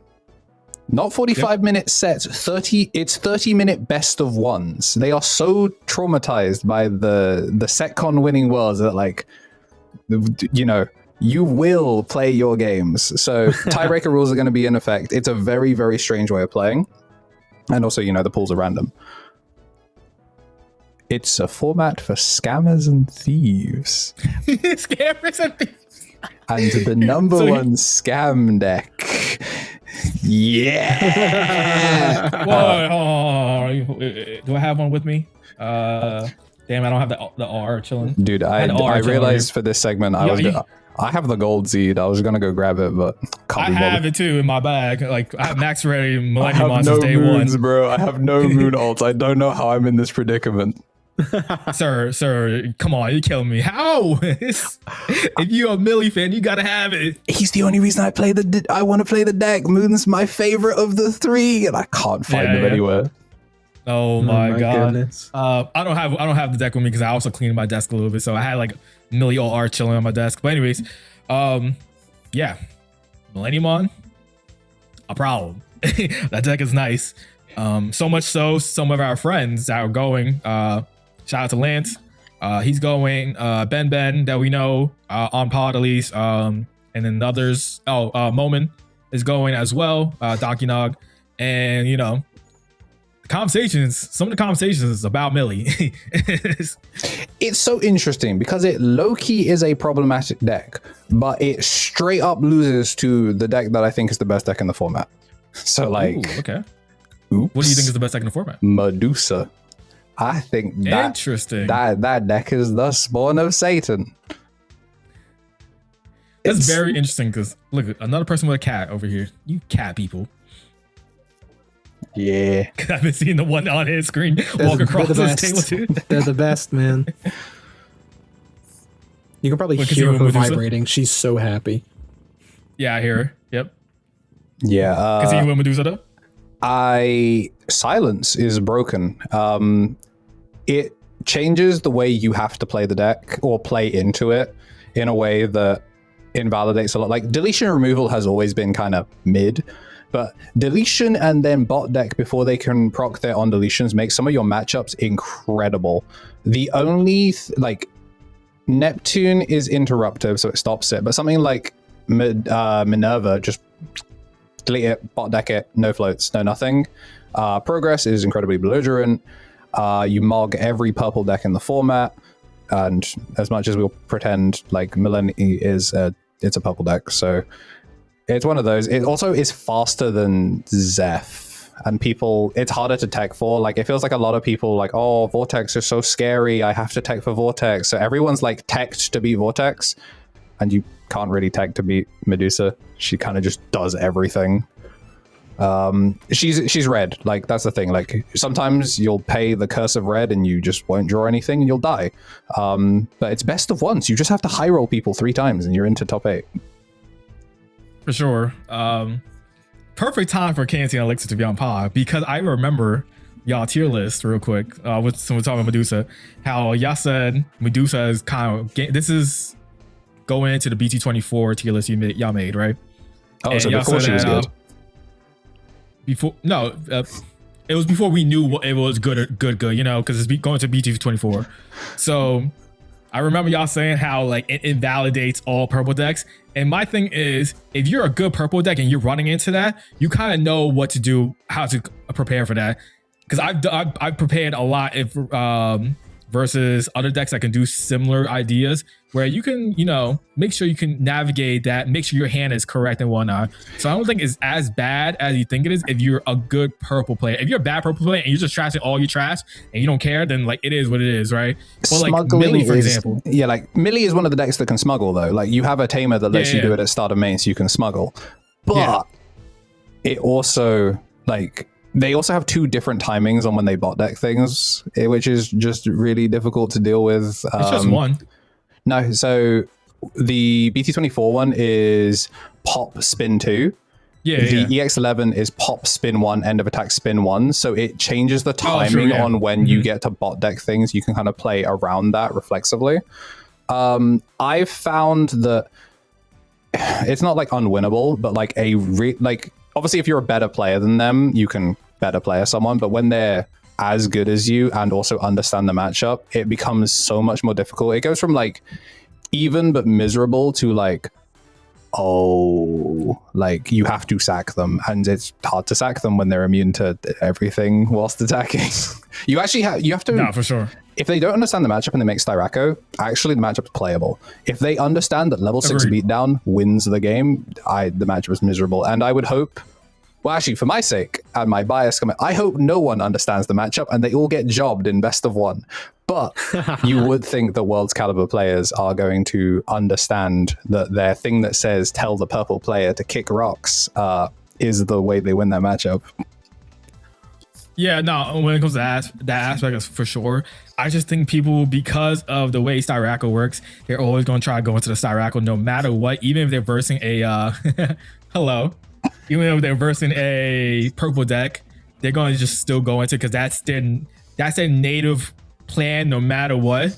So I don't know. Like I wouldn't be surprised if it just again, as someone who's played millions at matchup a lot recently, I felt that it's if I'm cooked on like my sources, like if I have one Chimera and I don't even have one in hand, GG dog. Like ain't nothing I could do about that, right? But like if I'm set up and they do their combo, I don't know. I feel like it's pretty strong into it. Digivolve is a hell of a mechanic. Even if they chill on the Medusa, all right, cool. I'm gonna reduce you to a champion, call it a day, and then pop your whole board, and then I'm gonna pop off, and then it's just like 5 free memory now because you have a 7 or a 6 is 4. It's just a lot that you can do it as a melee player for sure. But if they combo off an OTK, like ain't nothing you gonna do about an OTK, right? Like they just trash your whole security and swing for game. And that's a lot of this format, right? Like if you OTK, you OTK. That's a question for you guys. Do you play the mind game with your Medusa players where you like put a good card in security and see if they'll burn it with Styraco? Yes, or you just... I've done it. I've done both. Yep. I wait. That's how you can tell. That's how you can tell if they know the deck or not. If they burn the cards you put. Or I'll put a trash one. Like as a melee player, if I know I have something in trash set up, I'll purposely put something that in there that's like, yo, give me that free Deltamon. And they're going to trash it. You know they're going to trash it. Oh, perfect. I just need that perfect Deltamon now. Now I can just pop the F off. Yeah, sometimes I'm like, oh, you loaded one, and then the second one I'll put like a Chitose. I'm like, hey, you may be progress immune, but one memory might be one memory too much. Like I know That's the first one's getting trashed. But no, it's fun. It's fun playing the weird mind game of just like the, do you know that I know that you want to trash this, so I'm going to put something good? Right, exactly. Nah, for sure. That best of 1, the interesting part about it is that it's a 5 rounds, I believe it is, because one of our boys sent us like their format. It's a 5 rounds of a best of 1, so it's kind of like a round robin type of thing. And so, do you build as a player going into Worlds? Do you build for the best of 1 or do you build for a best of 3? That's the real question, I guess. It becomes when you think about how you want to get there, or can you, or whatever. It's so hard because I feel like you have to build for consistency. But I agree. like, it's one of the things that I like when we've had like US guests on, like, it feels like the approach to consistency is so different cross region, because some people build for consistency to always see like a 70% baseline is like, I want to consistently be able to play at this level. Some people like, I want to scam people and I'm putting as many cards in that helps me scam you more often. I would call it consistency because you're making your scam more consistent. And then like some people are like, you know, building for fail-safe. So I feel like you have to build for best of one, because it's all well and good to build a best of 3 deck, but if you don't make it to best of 3, what did you bring? It doesn't matter. You're right. Sure. But I think a lot of today's decks can be played as a best of 1 and a best of 3, right? If you're going into TS, like you could just TS slop someone to death in a best of 1 or best of 3. It won't even matter. It won't even change anything. When we took Imperial, those change. I was gonna say, when we took Imperial, we would always joke that best of 3 is actually just 3 best of 1s. So just high roll them twice. And like now the format being 3 best of 1 30-minute games, it just straight up is just 3 best of 1. Just scam them twice. Right. No, for sure. And then maybe certain other decks might have to adjust. I think something like Sirocco probably has to adjust more for a best of 1 versus a best of 3. And it depends on how they want to build their deck too, I think, as well. Versus something like TS or Hewdy. Hewdy, you don't care what it is. Best of 1 or best of 3 is the same ass deck no matter what. Yeah, green's in an interesting spot because Vortex, as well as like, do you try and best of 1 high roll, or do you assume that everyone in the room is tech to beat you and you should adjust for that? And I honestly keep forgetting that Hoodie is playable. You can't forget the deck's still alive. Yo, the ban list hasn't happened. Like come back from the future. Come back from the future. You know. My problem is my regional is it's like the day after the ban list goes into effect. So we just like, we're all in limbo. 81 is legal, and we just like we don't know, all of 81's been released. We don't know what we're playing. Like, we just straight up just don't know what we're playing, and we can't test because we don't know what's getting banned yet. So it's a really, I love being from the UK. Yeah, no, we're on a waiting list. We're waiting too, but the ban list happens officially April 5th, I think it is, right? April 15th. So it's March 15th is when it gets announced, and then it's like April 4th. 5th, I think it is. 4th or 5th. Yeah, 4th or 5th is when it gets thing, and then the Bristol Regional's the next day. Oh, damn. Yeah, it's peak. Ours is 2 weeks. Ours is 2 weeks from then. So we got time if we wanted to. I mean, we got a lot of time because it's March 15th. Yeah, this is the second time this has happened to us. That's wild, man. Hey, that deck you were going to bring tomorrow, you can't. Yeah, it's awesome. Look, I mean, you have a whole month at least. You have 3 weeks at least. Yeah, as long as they release everything from 81 so we know what all the cards in the pool are. Also, miserable set to get a hold of. I don't know if you guys are having the same distribution issues that we are, but our LGSs have only been able to buy a case. Like, they're only allowed to like pre-order 1 case per store. And then the boxes are also half size. Yeah, they're small. Yeah, they are. Yeah, like 12 packs. So it's like buying a case of LM and going, yeah, you know, there's a bunch of like potentially format defining cards in here. Good luck. You got a regional in 2 weeks. And them Sean players about to come through too, you know. Bro, I'm scared of the crossheart players. Let's be real. We're all afraid of Imperial. I guess they decided that the second place at Worlds wasn't good enough, so let's give them 7 years of support.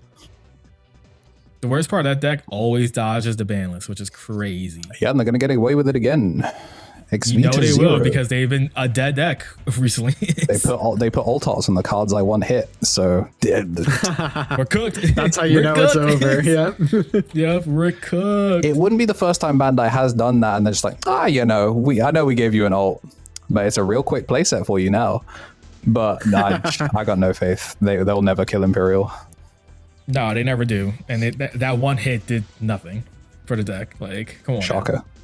Draw 5 was very funny though. It was objectively very funny. It sucks, but like, it's so weird. That's a definition of what you mentioned earlier with the ban list. how that was such a JP hit versus what we do, because that card was like a 2 of for a lot of Imperial decks in EN side of things, because we value the memory way more than we value that draw. Mind you, when you do that draw, it's a lot of draw. You're doing a double pot of greed. Like, come on now, like crazy. Oh well, yeah. Let me finally get to sharing the screen of the player base. I don't think we heard your. What do you think? What do you think is taking Worlds? Oh yeah, we didn't. What do I think will take Worlds? So for a long time, I was on the train that Magnetic Dramon was better than Medusamon, and I just don't think that's true anymore at all. But man, dude, I could almost see one of these Time Stranger decks taking it. Like, it's hard to say because like the Time Stranger deck that, because this list that Dan's about to show us is going to show us all the decks that the players have topped with in their big national events or whatever the equivalent is. And the Japanese Time Stranger deck is the blue stuff, the Abyss area, while the English version is the TS slop style. TS slop. I'm gonna punch you for 2 checks before I unsuspend, sort of thing. Yeah, like the Central Town stuff. Right, and I feel like the Central Town, like, I feel like that goes real well into a best of one. Like, you think? I actually think that like the Abyss version is like better for best of one, and then you like, think so? Yeah, because Tommy Tricks, our resident fish enjoyer, as soon as a fish deck won like a JP event, like a Nats event, he's like, word, guess what I'm doing for 5 weeks. We've just found there's a couple of consistency issues with it. Like there's some weird pain points. Yes, the deck is incredible and it is still quite consistent, but there's like some weird pain points and very like binary matchups that it has that it does just straight lose. And I think you have a slightly better toolbox, especially in a world where no intelligent player is going to bring Royal Knights to Worlds, one would hope. You don't need your auto. You don't need your auto win matchup. I think only one player qualified for Worlds on. We'll find out right now. I thought I saw 2. Yeah, we saw. So we see one from Japan. His name is Cosine. He played Royal Knights. Just we the can one. look at it real quick. Yeah, was it the Tax Knights one? Yeah, this is a Tax Knight. This is an awful deck. Please don't ever play this against me. I hate these style decks. Yeah, that's the only one. Yep. Yeah, I just don't think there'll be Royal Knights in the room. So like your auto win matchup against Royal Knights doesn't matter as much as your like insane belligerence. Like most decks can't out 5 bodies. Right. Most. I don't know, man. Sorry. Yeah. I'm a TS You believer. say can't or can deal with 5 bodies? I would hope most cannot deal with 5 bodies, but the TS mirrors are so funny to watch. Cutie? They really are. Cutie's a thing. Can we give a shout out to this Purple Hybrid player? My go right here. Playing Purple Hybrid. I don't even know when this was done, but like, look at this beautiful deck. Mad was banned. Jack Raid is at 4. 3 Mad 4 Jack Raid. It's so big. Yo, quick question. What if this person like hasn't played the game since they won this and they're now getting back into this game? Well, Dan, do me a favor and go to the very first deck list in this whole thing. Just take a look at that real quick. Just that's for a fun. deck list right there too. This person was, I don't know how to say your name again, Miku from Japan. The Sakuyama one? Yeah. Okay. I thought we were talking about the birds. The birds list is also very funny. What is this? Stop. What is this? Not just Sophie. The Kazemon. Whatever her name is. Yeah. We got the 3 Digivolution plugins. Buddy, the game's a little different now. Yeah. Yo, you see all these one Oh no, these are just different arts. It's because they're different arts. That's so annoying. That's so annoying. Just put 4 in one art you like. Oh my god, what a deck! It's crazy as well because we would have had another Purple Hybrid if LATAM were allowed to take Didn't more than break. one person. That too. Genuinely, it's so upsetting. Like, obviously, Jesmon, very cool, and it was like cool Jesmon instead of Ganku. I don't know. There's something about seeing a guy go 15-0 and then losing finals and not going to go to Worlds. I'm like I would take a That very man long went break. undefeated in Swiss, was undefeated until the finals, day 2, and bricked game 3. Just awful. I feel bad for LATAM. I think we should take 100%. a couple of JP spots away and give them to other regions. They have how many? This is 1, 2, 6. 3, 4, 5, 6, 7, 8, 9. Do we count Asia finals? 10, is Asia finals 11? like the Philippines as well? I forget. I think so. Hong Kong and Singapore. So we got 9 for sure, at least. Let me see. Oceania, that's separate, right? Yeah, that's the Aussies. So there's 9 from Japan, and then like there's different like China ones and Korea as well, which is pretty cool. It'd be cool if your region won or made finals, your region, because I like some esports do that, where like if you win an event, your region gets like more qualifying bonuses for the rest of like the next year. It'd be cool if Moment getting second everywhere meant that NA got. I mean, NA does have 3 slots, but it'd be nice if they got like 6. more. Yeah, it's like good. I'm happy for you guys. Must be nice. Must be nice to have two nationals, right? But I think they're taking away the 2 nationals for us, though. So Wait, really? we're going back to 1. So for the 20s, because we're 2026 to 2027, they showed the timeline and everything. And previously they showed Nats 1 in between, and then Nats 2 at the end. But it just showed regional 1 and then regional 2, and then Nats at the end. So I don't know what that means.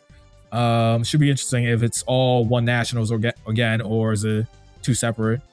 But yeah, this is the only Latin America finals guy right here, the Jesmon player.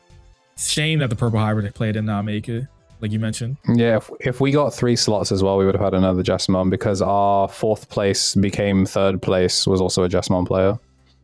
Right. Hey, look, Crimson Blaze, crazy card. Anyways, Good card. Does a lot of good things. Gots to go. Quiet Diaboromon player. Look here.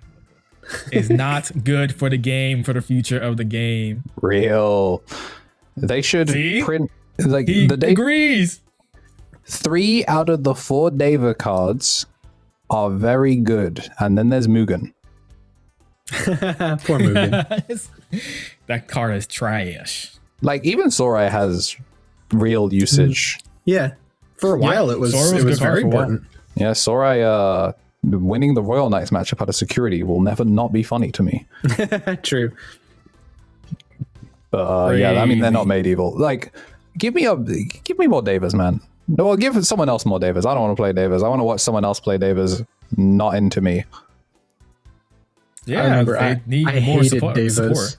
I hated playing against Devas, and then I picked up Mirage Galgamon and said, "Oh, this is free." I find most matchups probably can be distilled to I picked up Mirage Galgamon. Oh, this is free. Yeah, I miss. I remember. I don't. I'm from Europe. I miss this card the least out of everyone in this call. Yo, Europe was on a next level when it came to Mirage. That was like True. Latin America was Shine Town. Europe was just Mirage Town. Like it was crazy to see how much Mirage players. Mirage. We had an agenda. It worked. Mission Yeah, accomplished. speaking of Europe, they got Yuxo Omni X who played Levia. Yes, Hey, sir. what happened to the other guy? Do you know what happened to him? Let me see. They've not said anything. They've not even acknowledged it with this 2nd place guy getting there. Like they've just refused to say anything. Like they killed the Latam guy. Like, Right. They put him out on the Twitter as like, yeah, be gone. And they just nothing. Radio silence. Weird. But yeah, they shot him into orbit. So, shot him into orbit. Do you expect Mr. Yuxo to be playing Levia again? Do you think a lot of these players Hell no. who played Nats, who went to Nats, are playing their same deck again? I can tell you if you qualified on Leviamon, they're not. Just straight up. What's wrong with Leviathan in a world's format? Medusamon. Bombs at the Levi, call it a day. Biden crash irrelevant. They make a stack and you go Neptunemon and you clear everything. And then the Neptune, you play out the Levia and he goes sideways and unsuspends. You go, all right, and I'll pop that. And he goes sideways in the end. You go, oh yeah, fair enough. Everyone's got their floaties on. It's mad. It's Do it again. miserable. Vortex unaffected by Digimon effects. Today. Doesn't give a shit. Let the crocodile go. This guy's from Florida. He's fine. Florida. Even the EU guys know about Florida. Yeah, it's it was very funny. We had both Moment and Yuxa were like getting a DM from Tommy Tricks. We're like in the car on the way to a local and just goes, Moment just asked me how like Hoodiemon works. And I'm just like, oh, it's that bad, huh? And then just like, yeah, I got an invite to Jill's server. He needs some advice on fish or something. I'm like, oh, it's wraps. Purple is unplayable in this format. When both of the Levia guys are going, I can't even just change one card. It's over. Yeah, That said, if he shows up on, and this is Yuxo's list. This is basically identical. yeah, Ain't nothing. I don't think there's actually different.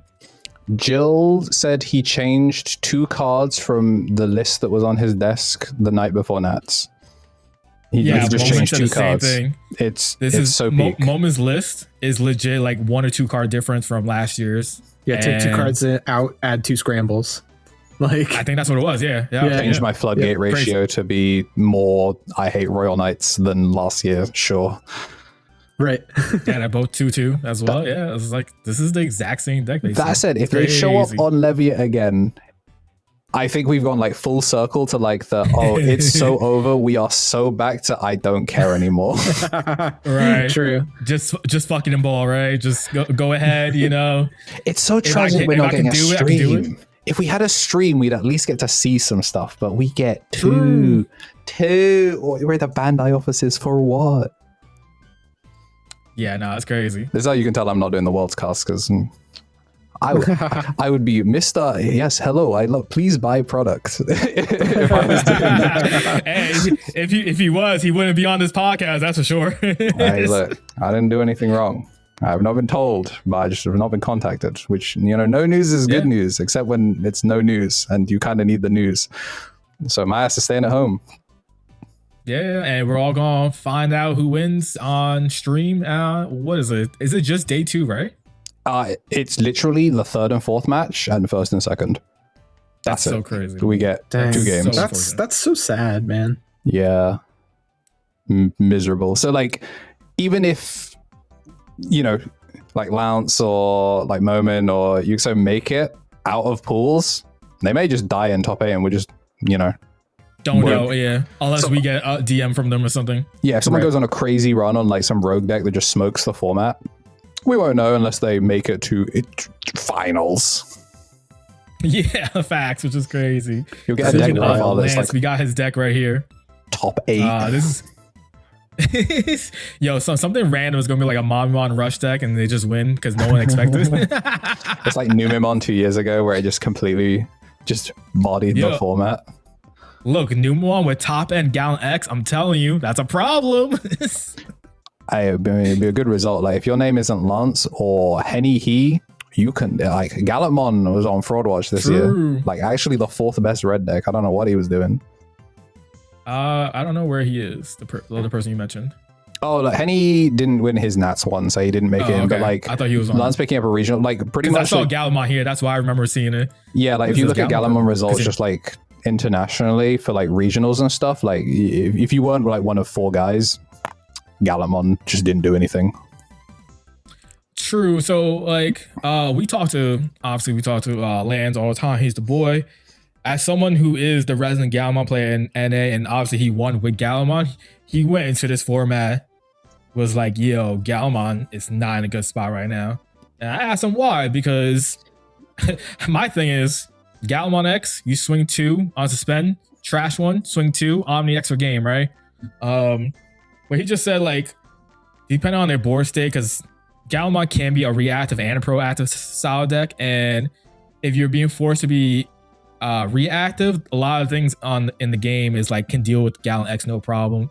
With Digivolve, with so many other things, like TS is pretty easy to deal with, right? If you don't win with that Gallon X and that Gallon X is just chilling there, hard job Minerva, call it a day. Hard job, what's it called? Neptune, call it a day. Or you just, bum rush and just win and whatnot. So he is not bringing this. That's why I kind of made the joke earlier. I know we know what he's bringing. Ironically, it is a TS deck at this point of time. I don't even know if it matters because it's dropping on Friday. When's the actual World's Day? Saturday or Friday? So for me, it's Sunday at 2 a.m. The start of it. Yeah, the third and fourth match will be. So they will have. No, I'm talking about day one, the Swiss day. That's Friday or Saturday? I think it's Saturday. Like Saturday, like 7 a.m. local time sharp. Like you're getting DQ'd if your ass is not in the building. So that'll be 8 p.m. for us. Dan. Damn, Gino, you know the times like that? My dad goes to Japan like once every year, so must be nice. I know what time it is. I got you. Yeah, they're 13 hours ahead. That's a lot of time. But yeah, so like he's not even bringing it. He's bringing. I guess it doesn't matter at this point. Like Jupitermon. No way, my He's bringing yeah, Jupiter. He thinks he has a good field into the game. That deck 13 can be crazy. On top of adding a room mode potentially. I don't know what his deck list looks like, but he got some sauce, that's for sure. In his deck list, and should be interesting. What's the funniest tech card you guys have seen? And what? In just general lists that have like done well, or like potential, like a list that's topped, but then you look at like cards that could be like weird text for it. Like what's the funniest tech you've seen someone put? I got you. Hold on. Let's look at second North American.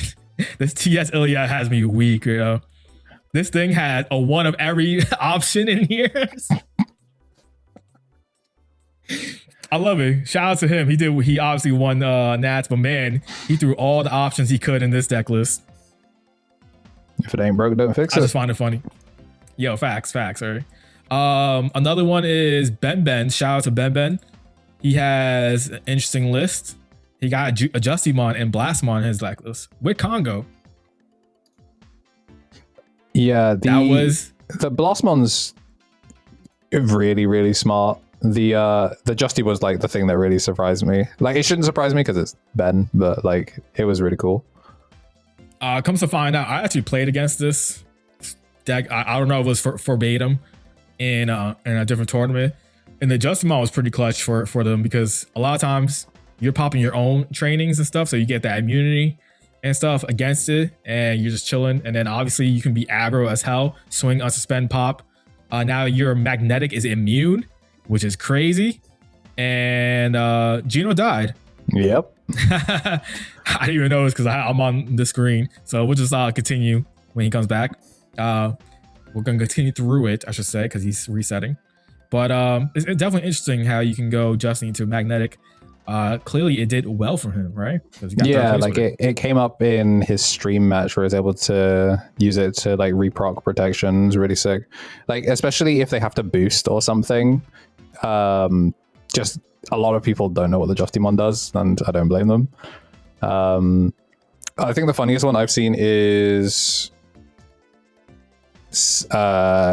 tactical retreat or whatever in Jupiter. Because I heard about that. Yeah, like decode's not off of, like it still procs off of your own effects, so you can like tac retreat your Jupiter back in, decode the Agio add back, and then you get to just Inori straight to Agiokus and into things. That's so really funny. That's so funny.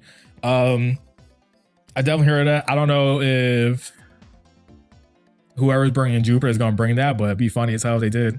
I know in like, I guess for me as a melee player, Plasma Stake, such a funny card because like it's just there for the Vortex matchup, and like 90% of other decks it's a dead card. Sometimes it comes up, but like I was thinking about it today as well. Like we got a lot of red cards. Like some lists are on like 24 red cards, so we could throw Crimson Blaze at people. We could be the thing that we hate. Nah. See me? No, I can't do it. I wouldn't, but like we could. I'm a man of integrity out here. I don't need to floodgate people to win, you know? But all jokes aside, yeah, I don't know. I'm super excited to see what people bring for this because I think your best bet is take whatever deck you're most comfortable with that's obviously meta relevant. And no matter what, even if it's a best of one or a best of three, you build it as the best possible way. And you just go from there, I think.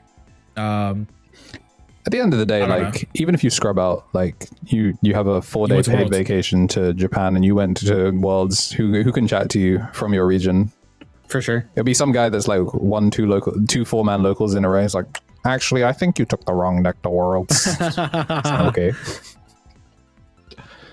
Nah, I mean, when what's his name? For ours, the year that Peter won, the guy that won Nats but scrubbed out at Worlds, he brought his exact same deck in a new format. It was like, brother, Anubis is at 1. Why are we doing this? So I can understand when people complain about that one, you know? But like everything else, yeah, like they got Worlds for a reason, right? Yeah. Like you can say, like we've obviously seen the different quality of things from deck lists. You know, some people get into play 4 Grav Crush plus, 4 Garuda X. That's the most interesting part. A lot of these Nats are like so spread out that like, who knows if they've been practicing new formats and new, I would hope they are, but like, are they? Who knows?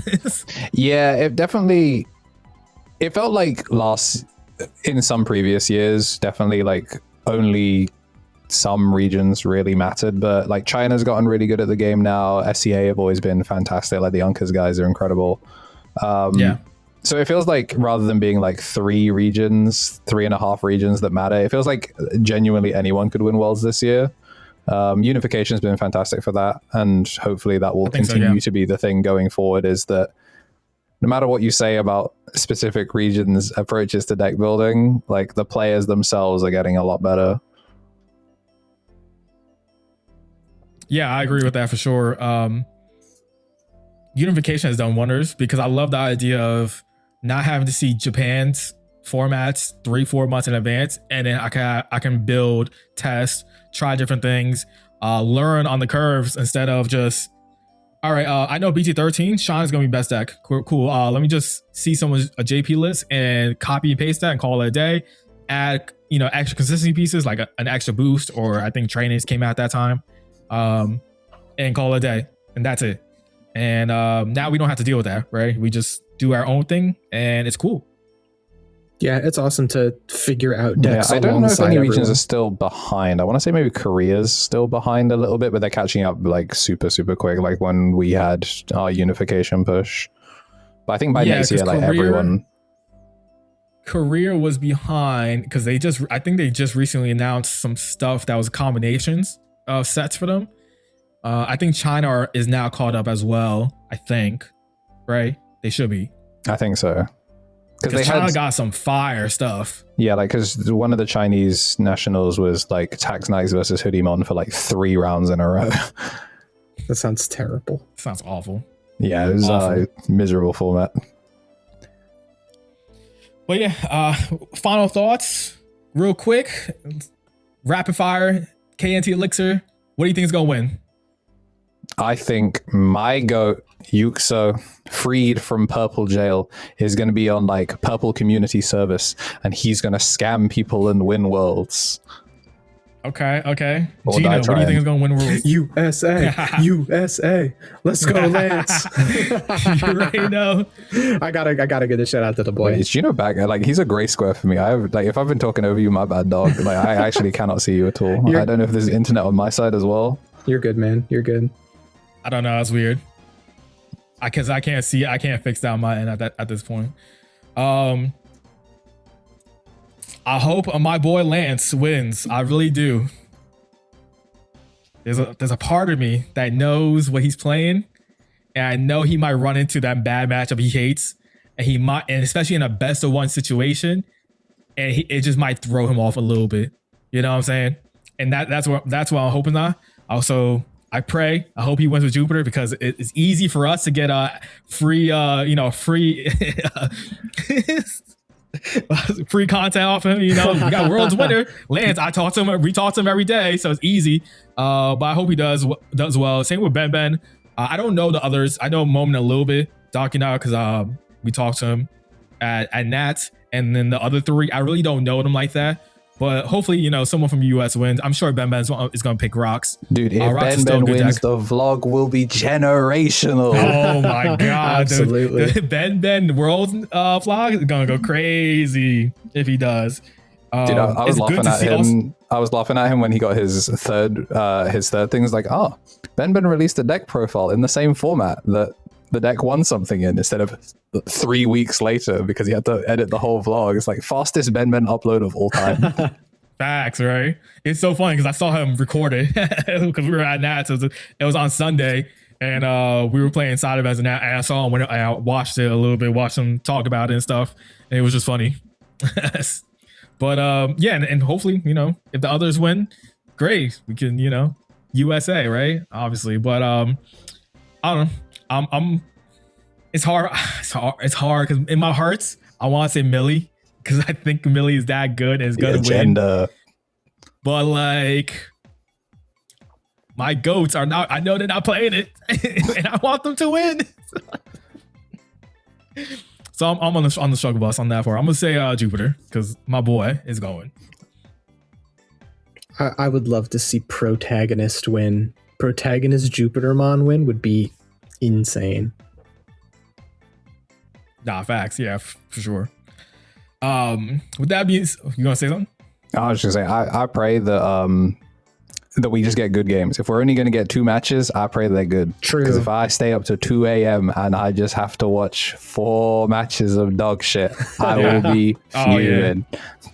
I hope it's not Hudie, but I wouldn't be surprised if Hudie or TS is up there as well. 4 matches of dog shit into a mid-ban list, I'm crashing out. Right? Straight up, man. But yeah, with that being said, any parting words for us, Gino? Nah, you know, I same as always. Moment tie to everyone. I hope we get some great matches at Worlds. Please, nobody brick. I don't want anybody to brick. I just want everyone to play their decks and have a good time in Japan. And also, I don't want to watch. Elixir, how about you? Final words. Final words for us for second time now on pod. You know. Yeah, I'm always happy to be back. Thanks for having me. I'm glad I was able to fill in my like 1/8 Jamaican representation in honor of Spirit Ivani, who'll be missed. Shame they got him. But yeah, no, Liberator is cool. You know? Digimon's sick. Digimon continues to be sick this year. Even if the ban list sucks, we will persevere. And go watch content that's not just matches. People make cool stuff, and if you're bitching about it, it's because you're not looking for the cool stuff. Facts.